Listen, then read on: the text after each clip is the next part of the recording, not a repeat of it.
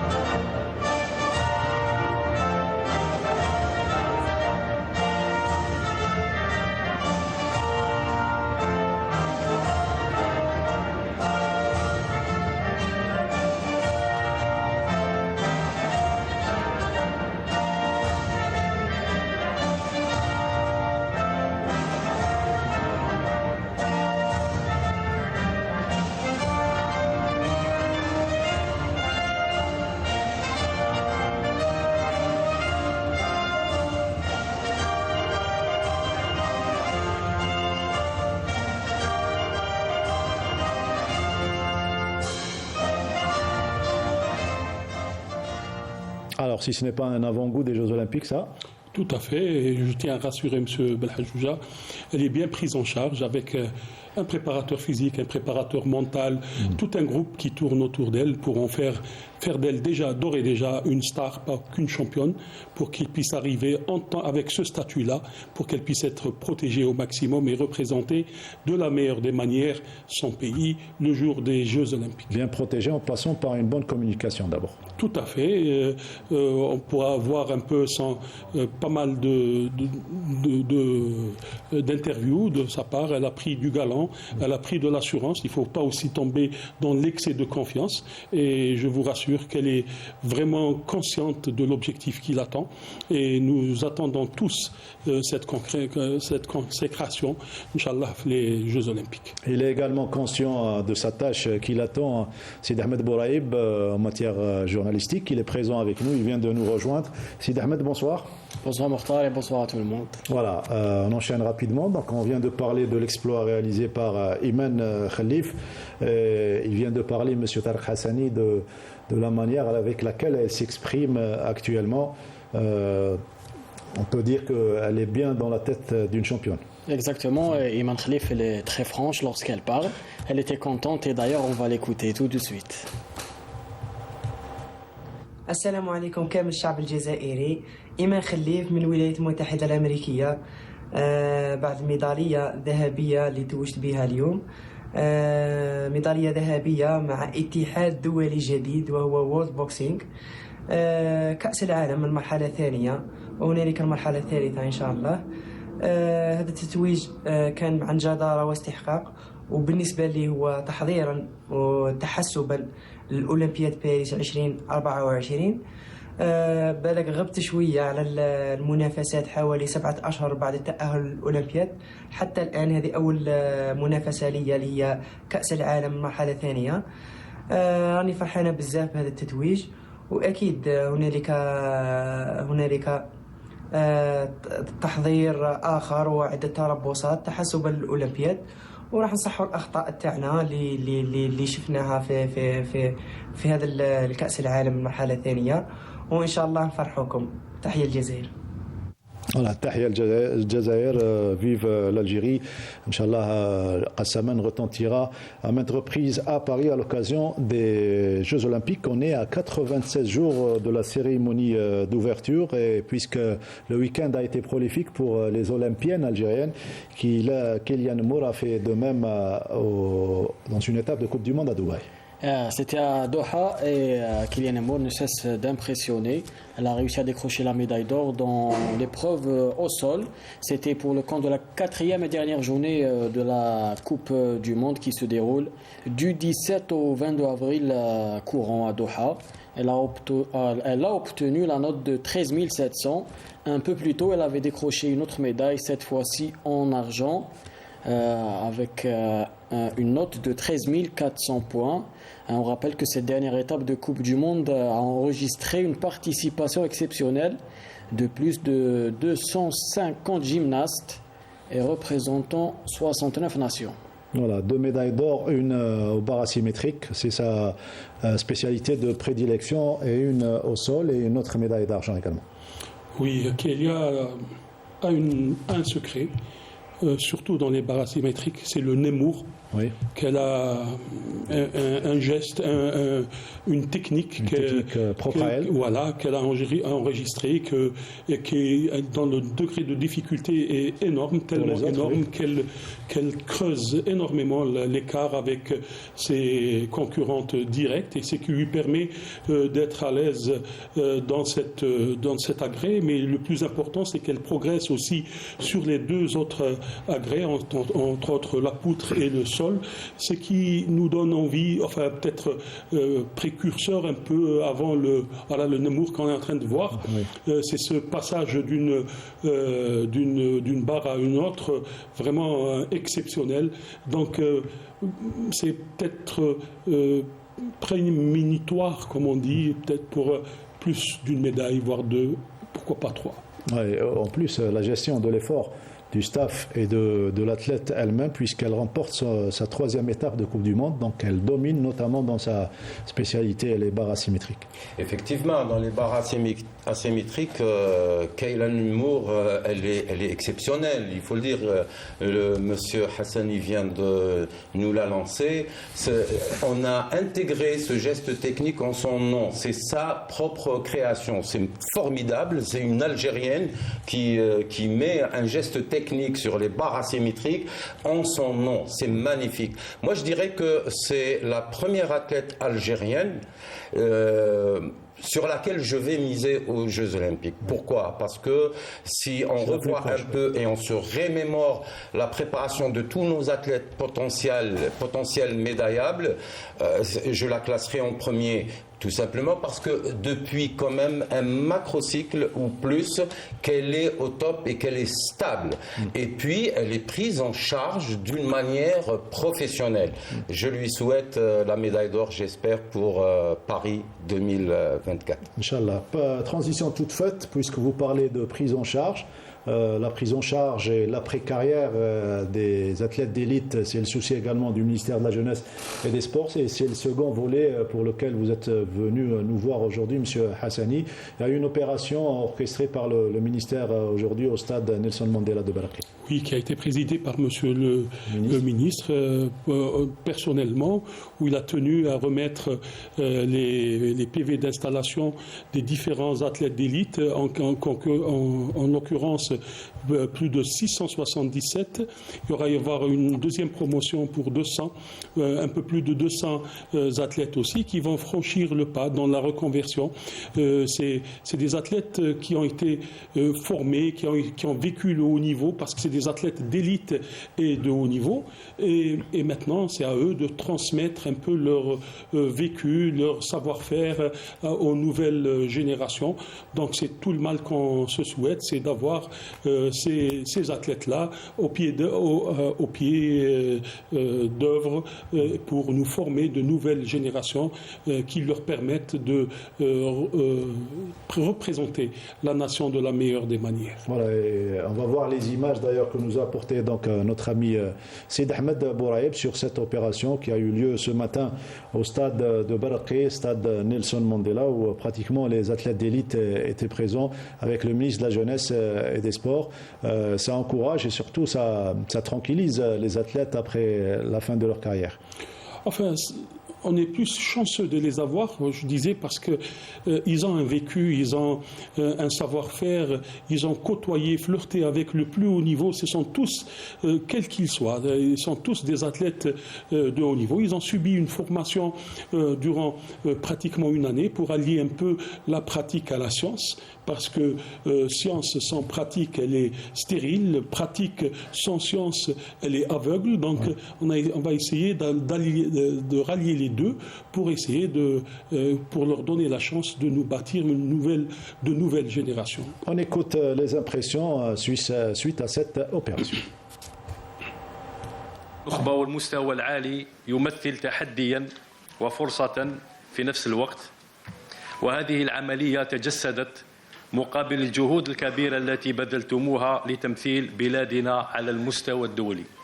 استفاد رياضي النخبة من تكوين على مستوى مؤسسات التكوين العالي تحت الوصايا، والمقدر عددهم ب 677 رياضي النخبة والمستوى العالي. C'était le ministre de la Jeunesse et des Sports qui rassurait les athlètes. C'est une bonne chose, surtout pour plus tard, pour les autres athlètes d'élite.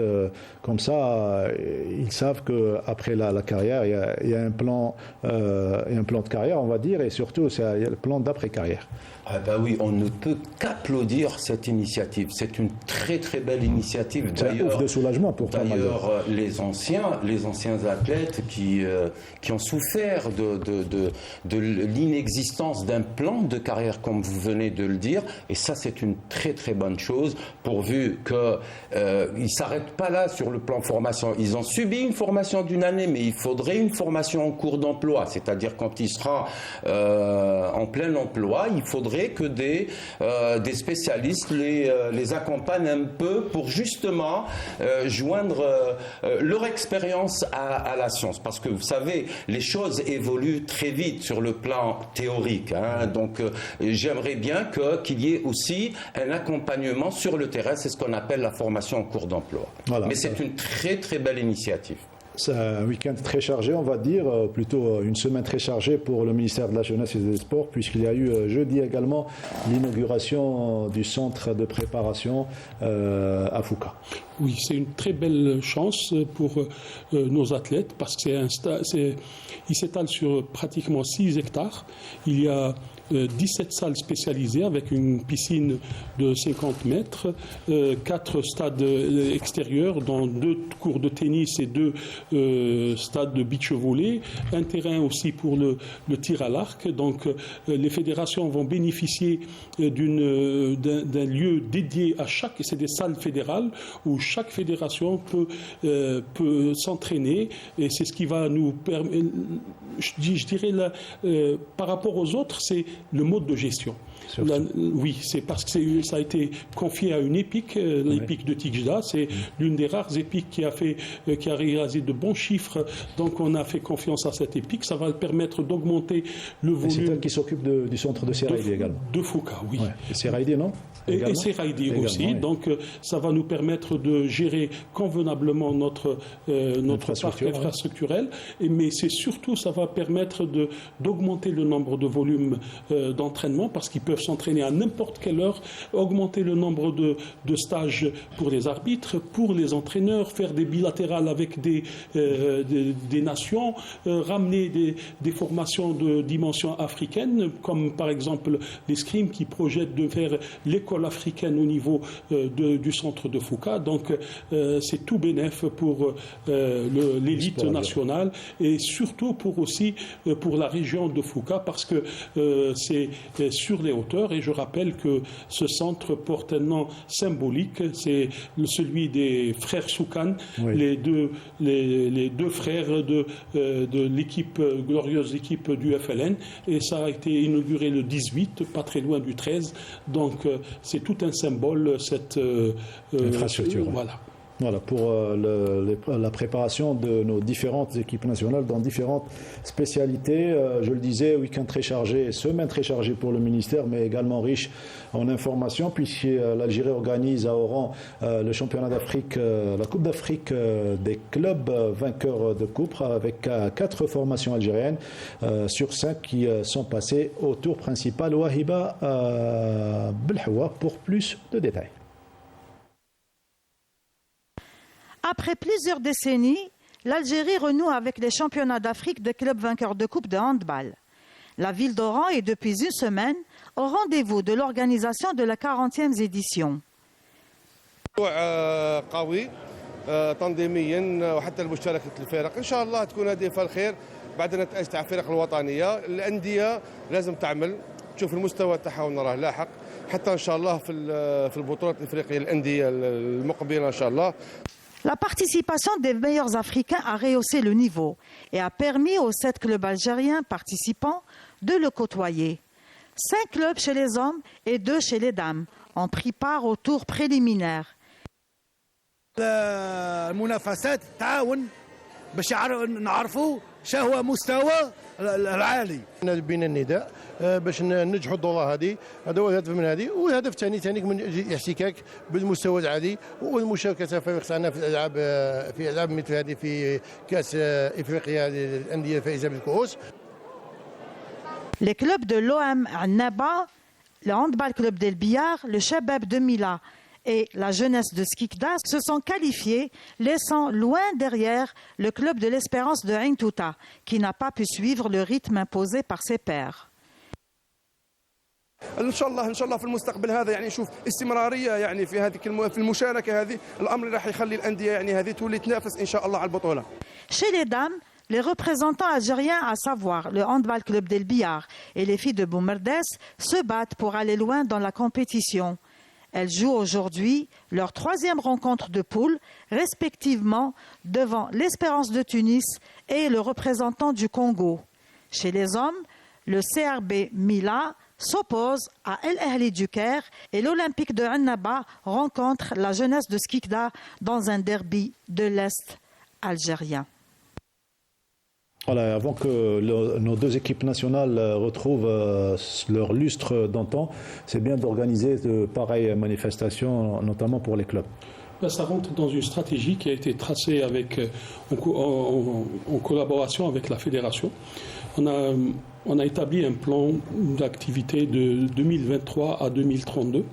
De 2023-24, l'objectif était de retrouver et recouvrir la dignité internationale du handball national. Donc, chose faite après la finale qui a été jouée, animée, avec éventuellement la participation au TKO récemment.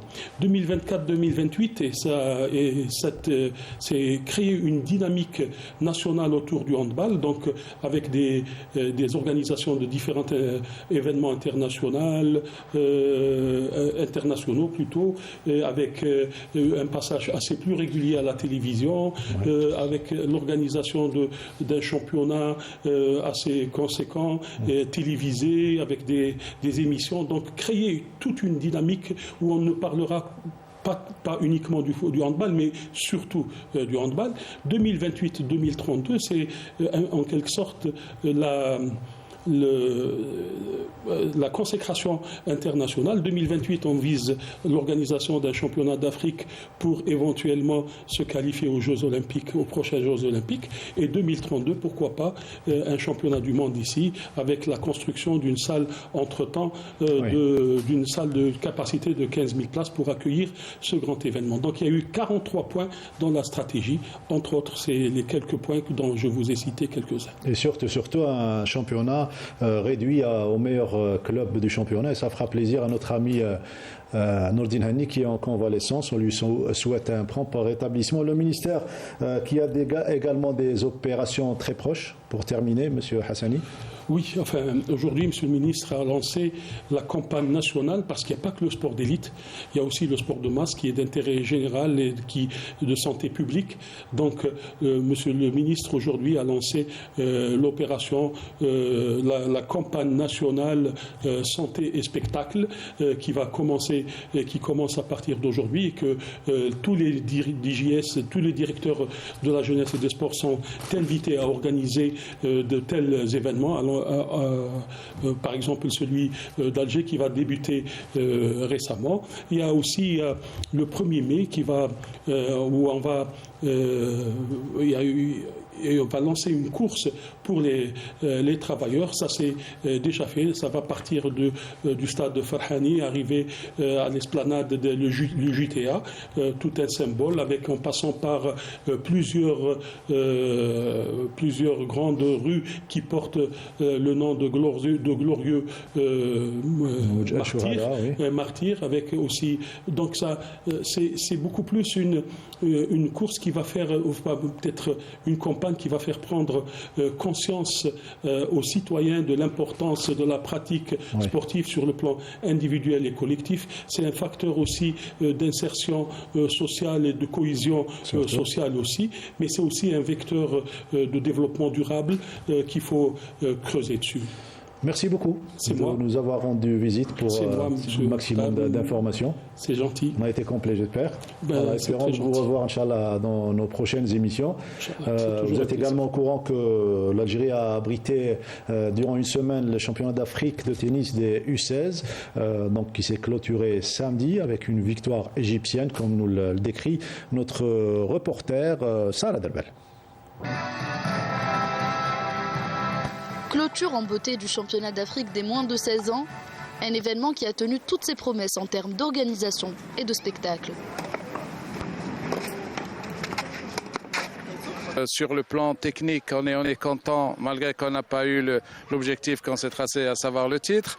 Mais pour les autres joueurs qui ont participé, on a fait participer 12 jeunes quand même. Et il y a eu de bons résultats, surtout les plus jeunes, tels que Rouli, qui est le deuxième africain dans les U14 et qui a fait de bons matchs. La petite Kautar Abidet qui a même atteint la finale en double avec Badash. C'est ce qui augure de bonnes choses à l'avenir, Inch'Allah. Ça, c'est sur le plan technique. Maintenant, sur le plan de l'organisation, on est plus rodé sur ce genre d'événements qu'on espère multiplier à l'avenir. C'est un tournoi supplémentaire dans les jambes. C'est des adversaires, ils ont beaucoup joué. Ils ont fait pratiquement un match par jour, tous les jours, avec la consolante. Donc là, maintenant, ils vont enchaîner avec le tournoi de Tlemcen. Et ils sont dans une progression. C'est ce qu'il faut noter. Il n'y a pas eu, et c'est normal. Hein, on part de loin et il faut y aller petit à petit. On peut pas.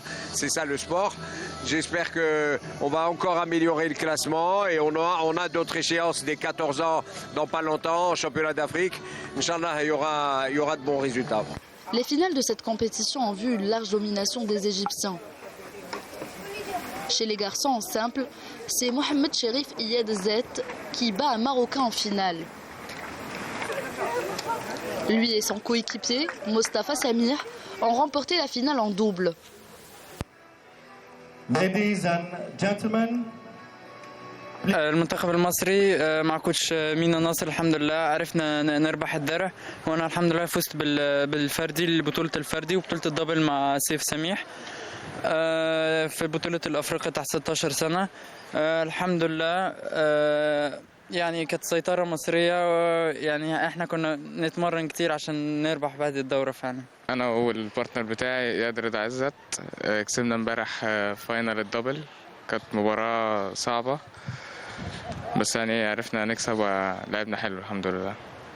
كانت مباراة صعبة وكنت متأخرة في السكند سيت فور لوف بس الحمد لله قدرت أرجع تاني وأكسب المباراة.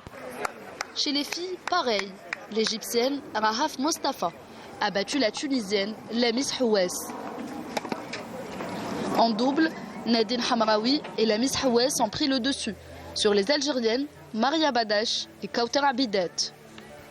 ربحنا 6-2 7-6 الحقيقة البارح كنا رابحين 6-2 5-0 ومن بعد البوبليك عمل لنا شوية جمهور وستريس وكل دونك رجعوا علينا في السكور ومن بعد نحن جارينا الماتش نتاعنا وربحنا الحمد لله. Alhamdoulilah, hier on a remporté les titres en double du championnat d'Afrique. On est très fiers, malgré qu'on pouvait dominer le match un peu plus facilement. Au début, on n'a pas vraiment bien joué, mais au deuxième set, on a pu récupérer. Mais dommage, on a perdu. Inch'Allah, une prochaine fois. Mais je suis quand même contente d'avoir remporté ce titre. Et Inch'Allah, la prochaine fois, on fera mieux. البارح on n'a pas joué bien في le premier set, mais après il y avait 5-0 pour eux وقدرنا نعاودوا نولوا 6-5 pour nous. On a bien joué في le deuxième set, on a bien bougé, mais malheureusement on a perdu. Pour le double, je suis très satisfaite du résultat اللي درنا parce que je m'attendais pas باش نديروا un résultat هكذا. Inch'Allah, la prochaine fois, je vais mieux jouer, surtout في l'été تاع تلمسة. Inch'Allah, je vais faire de mon mieux, sans pression, surtout باش نقدر ندير un bon résultat. Grâce à ces résultats, l'Égypte obtient le titre de championne d'Afrique pour la deuxième fois de suite, avec un total de 4 médailles, dont 3 en or. Avec des matchs de haut niveau et une organisation impeccable, cet événement a été salué comme un véritable succès, laissant une impression durable dans la mémoire des participants et des amoureux du tennis à travers le continent africain. Oui.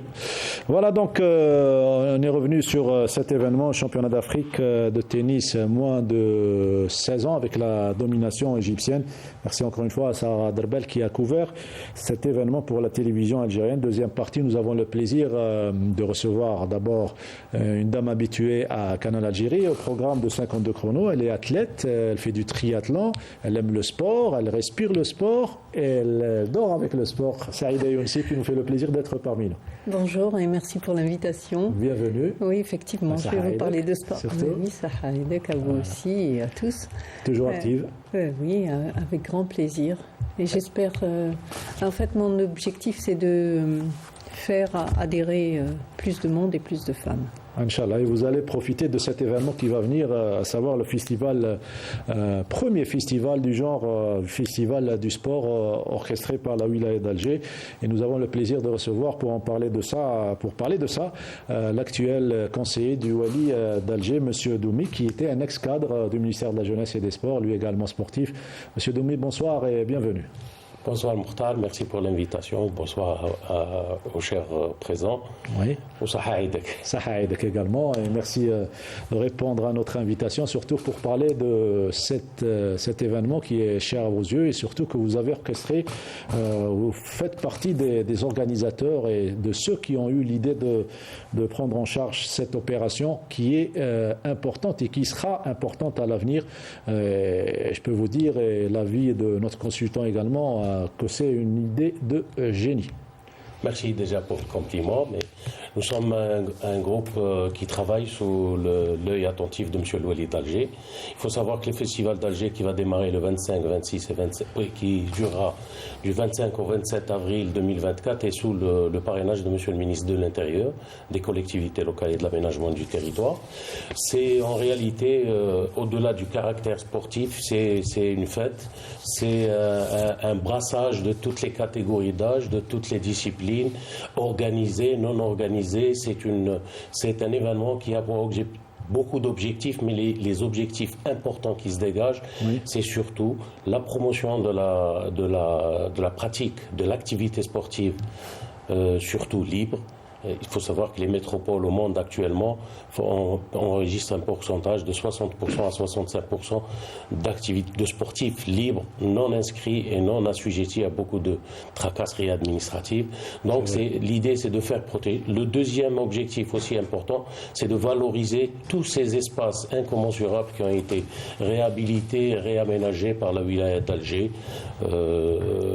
Nous citons par exemple le parc Dounia, qui fait quelque chose comme 1059 hectares, le parc Ben Aknoun qui renaît de ses cendres avec 307 hectares, la promenade des Sablettes que connaît Madame Saïda Youssi très bien puisqu'elle y est chaque week-end, c'est 6,4 km de baies, et aussi le nouveau-né qui est le parc urbain de Babzouar et qui va être le domicile des sports urbains, des sports de glisse et des sports extrêmes, sans oublier bien sûr les berges de Oued El Harrach qui s'étalent sur 18 km jusqu'à la limite de la wilaya d'Alger.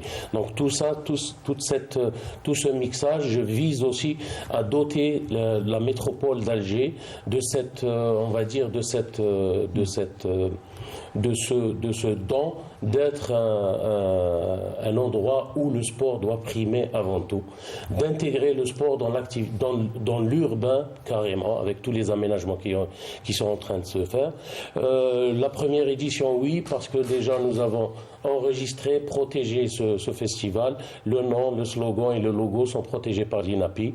La deuxième édition aura encore quelques surprises avec l'intronisation de l'aménagement de la baie de Bab-Loued, du Ketani jusqu'au stade Farhani. Il y a aussi le parc urbain de Ouatsmar et le lac de Regaya qui va n'oublions pas surtout la cité de Sidi Abdallah, la ville de Sidi Abdallah, qui aura son lot d'aménagements qui permettront à tout le monde de faire du sport. C'est aussi ça, l'attractivité des territoires. L'attractivité des territoires, selon ma conviction personnelle et la conviction de M. Louali, c'est de mettre les activités sportives au premier plan pour pouvoir s'éviter beaucoup de problèmes. Beaucoup de problèmes. Qu'est-ce qui vient à l'idée de notre consultant quand il voit ce projet? Écoutez, en un seul mot, je dirais que ce genre d'initiative, ce genre d'opération, ça incite quand même les 75% de la jeunesse algérienne de pratiquer, d'aller vers cette pratique libre. Moi, je retiens les mots de notre ami invité. Et puis, ça contribue à aller vers une nation sportive. On ne l'est pas encore. Ce genre d'initiative. Et puis, il faut ce genre d'initiative pour pouvoir libérer nos jeunes, pour pouvoir aller vers une nation réellement sportive. Pour dire un jour, on est une nation sportive, il faudrait...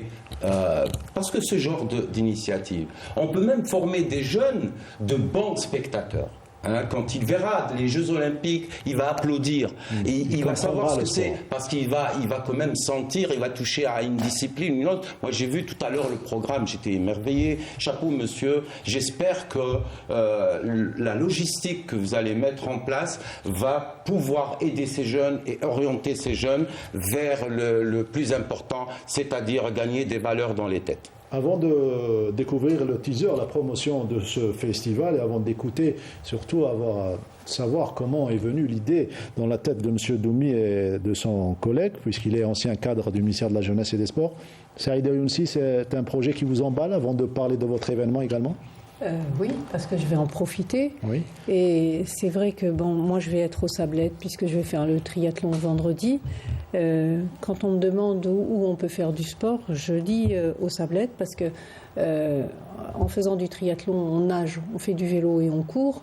Là-bas, on a accès à tout. Il y a une marina où on peut nager très à l'aise. Moi, je me sens en sécurité. Je fais du vélo, même si là, pour le moment, les pistes ne sont pas assez longues, mais je fais du vélo en sécurité, il n'y a pas de voiture, et je cours tranquille, donc pour moi, c'est le Depuis bonheur, l'indépendance, on n'a pas eu un tel projet, et on voudrait savoir, Monsieur Doumi, comment vous est venue l'idée de...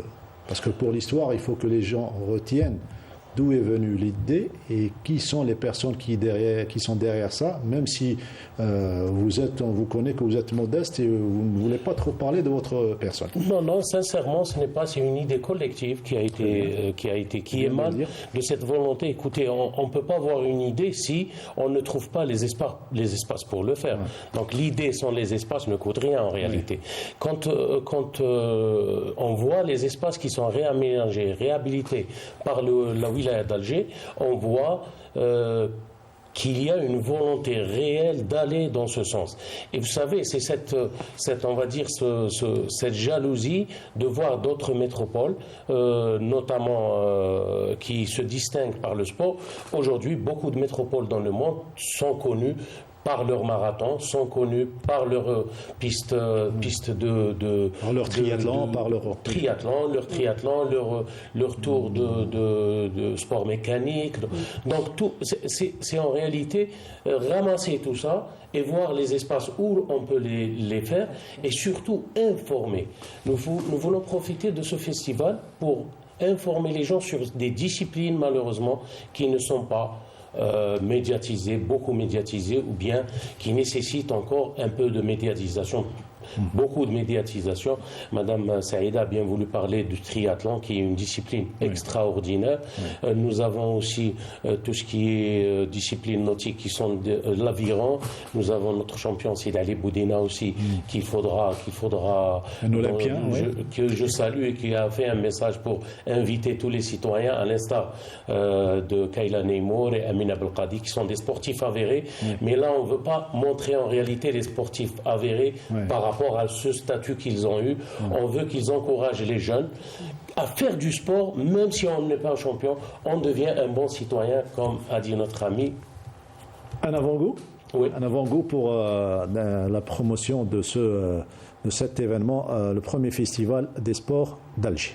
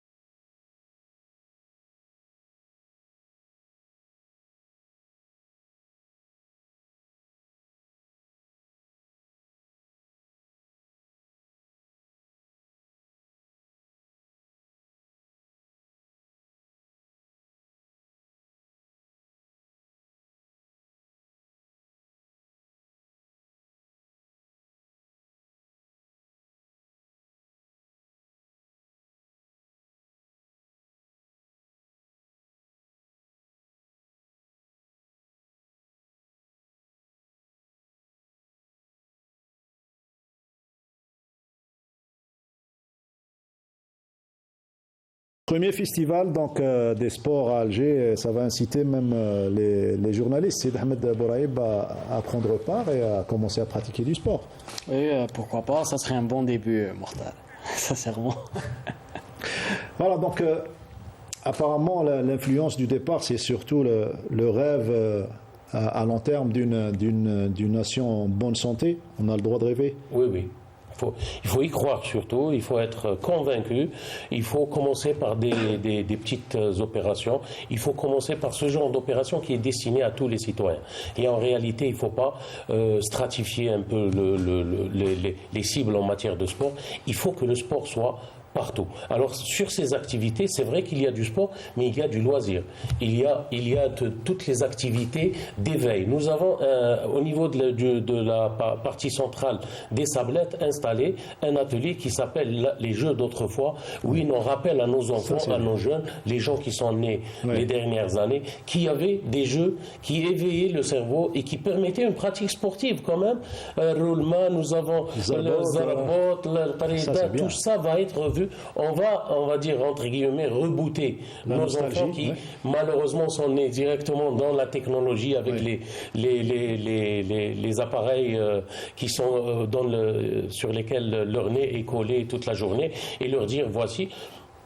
Nous faisons un appel à toutes les familles, tous les citoyens, venez, vous avez un vélo, vous n'avez pas, vous allez trouver là-bas. Il faut savoir que pratiquement 50% des activités sont ouvertes au public.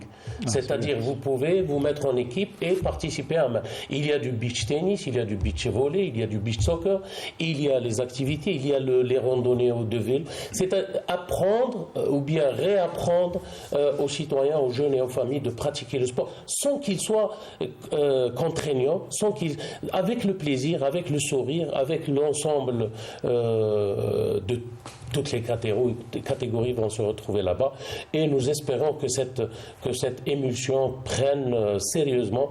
En tout cas, c'est la conviction que nous avons au niveau de la wilaya d'Alger, c'est qu'une nation doit se construire à travers des espaces qui sont eux-mêmes adossés à une ville qui se prête à ce sport. Et on dit souvent que le sport est la vitrine d'une santé, d'une nation en bonne santé. Vous êtes pratiquement tous les jours sur les routes en train de courir et en train de pratiquer du triathlon. Vous rencontrez la jeunesse algérienne. Elle aime le sport, la jeunesse algérienne?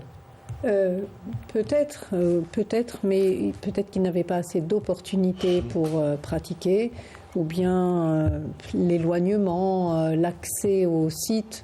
Voilà, je pense que c'est tout, mais c'est vrai qu'un événement comme ça va donner envie. Ouais. On leur donne le goût. Et ça va éloigner les jeunes des fléaux, surtout. C'est ça, c'est ça. Ils vont se rendre compte que, même en partant en famille, ils peuvent passer une excellente journée, se dépenser, canaliser leur énergie, et qu'on peut jouer à tous les âges, faire toutes les activités à tous les âges. Une idée m'est venue à l'instant même, comme de la même manière que l'idée est venue à M. Doumi. J'ai pratiquement envie d'arrêter de parler de sport d'élite. Bah oui, vous savez, dans chaque pays, il y a une feuille de route, il y a une politique sportive, etc.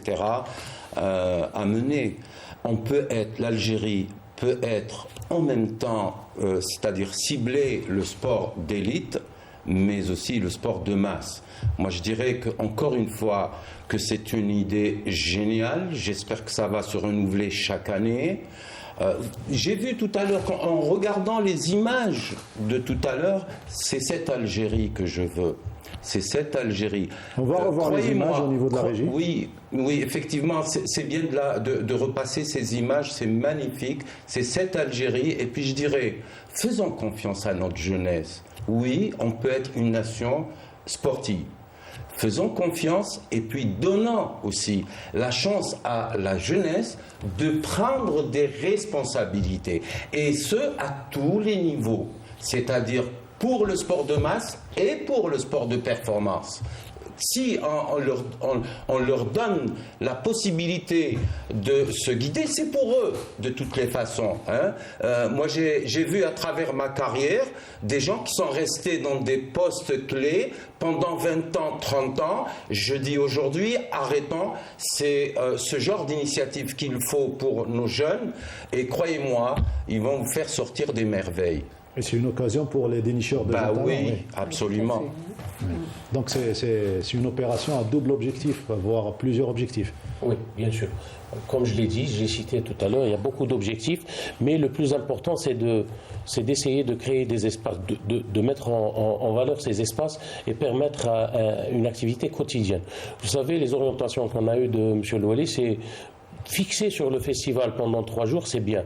Mais est-ce que le lendemain, le citoyen ou le jeune qui va venir va trouver ces espaces à sa disposition? Dans ce cadre, d'ailleurs, nous avons agi sur la pérennité de ces activités. Le petit exemple que je vais vous donner est très simple. Nous étions la wilaya était en train d'aménager l'espace qui est derrière le centre commercial de Bab Zouar. On a un espace public, jardin, et il y avait des espaces excédentaires. Et comme par hasard, le hasard a voulu, mais vraiment le hasard, sans vraiment le chercher, nous avons croiser la route avec des organisations comme ça communautaires de ceux qui aujourd'hui sont au niveau de la rue et qui font des rollers, qui descendent toute la rue d'Idouche Morad, le skateboard. Oui. Donc il faut savoir que c'est ces jeunes-là avec qui on a discuté et aujourd'hui c'est eux qui ont imaginé, suivi et vont utiliser le premier skatepark d'Algérie. Vous les avez associés Ils ont suivi les travaux, c'est-à-dire qu'on a pris le maître d'ouvrage qui est délégué de la wilaya d'Alger, la direction d'urbanisme, qu'on remercie au passage, ont associé ces jeunes dans l'imagination de cet espace. Il y a un mur d'escalade, il y a 3 murs d'escalade de 4, 6 et 8 mètres.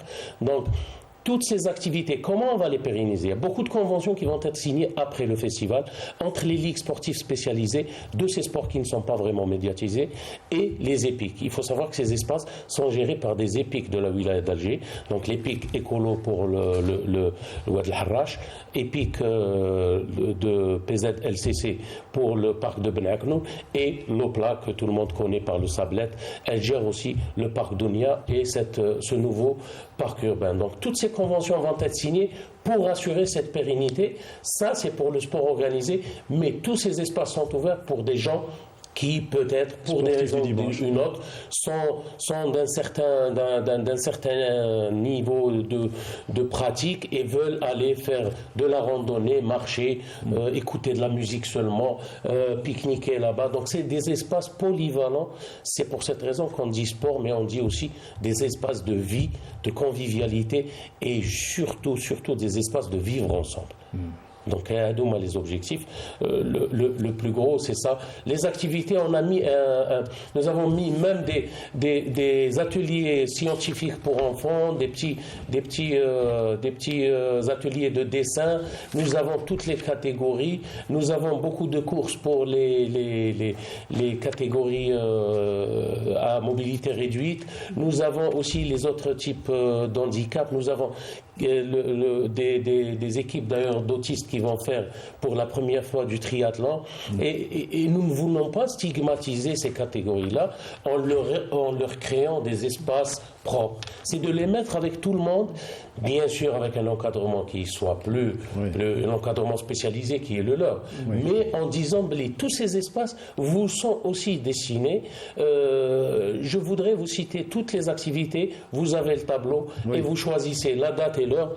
Marhaba bikum sur les 5 sites. On va donner les liens pour que les gens s'inscrivent et sachent où partir et quelle discipline choisir. On ne va pas oublier l'événement qui va venir juste après, le 1er mai, donc qu'organise l'ASBAC avec votre concours et de pas mal d'acteurs de ce club. Oui, alors donc notre association au départ c'est une association d'amateurs. C'est pas une association professionnelle ni d'élite. Et puis au départ c'était la course à pied.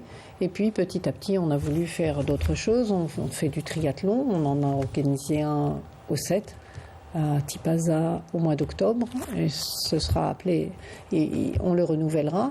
Et puis cette année on a voulu faire un aquathlon pour ceux qui n'ont pas de vélo ou qui ne savent pas faire du vélo. Donc ils ont la natation et la course à pied. Puis il y a l'autre variante aussi qu'on aurait pu faire, c'est le duathlon, vélo, course à pied. Donc comme ça chacun peut essayer, chacun peut s'organiser pour pratiquer. Et donc là, mercredi 1er mai, comme c'est férié, on s'est dit aux Sablettes, puisqu'on s'entraîne régulièrement là-bas. Donc c'est nager dans la marina, donc il y aura 1000 mètres de natation. Alors pour plus de sécurité, on s'est dit on va faire 2 boucles de 500 mètres. Donc les gens nagent vers le large, ce sera un triangle, 200 mètres, 100 mètres et 200. Ils ressortent sur la plage et puis retournent dans l'eau pour faire la deuxième boucle. Ensuite, on passe dans la zone de transition. Puis la course à pied, on enchaîne avec 5 km de course à pied, là-bas, toujours aux Sablettes. Et puis, on passe l'arche d'arrivée. On rappelle le rendez-vous mercredi 1er mai. Mercredi 1er mai, le départ sera donné à 8h30. Il faut être à peu près 1 heure avant pour le temps de s'installer. Il nous reste encore 10 dossards. Oui. Voilà. On a prévu 120 participants. On en est déjà donc à 110. On a 8 dames. Je suis très très contente. C'est bien. Oui. Bonne chose. Voilà. Et il nous reste 10 dossards. Donc, comme on est un club amateur, par contre, on n'organise pas pour les petites catégories. Donc c'est 18 ans et plus. Un petit peu sensible, oui. Voilà. Donc pour nous, c'est peut-être plus facile.